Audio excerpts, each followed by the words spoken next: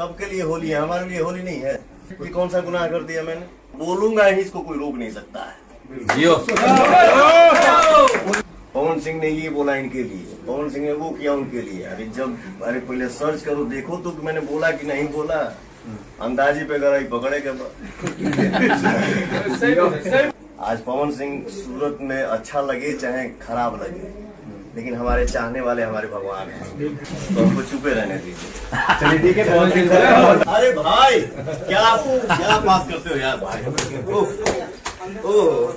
बहुत काम कर रहे हैं हम लोग, बहुत एल्बम में, फिल्म में, बहुत महंगा हम लोग गाड़ी चला रहे हैं। आप बैठे और मुद्दे की बात न आए तो क्यों फिल्में कम, गाने ज्यादा? मैं दुनिया के किसी भी कोने में बैठूं, जैसे आज ही अभी मैं यहाँ आया सलीम सुलेमान जी के साथ एक मैंने।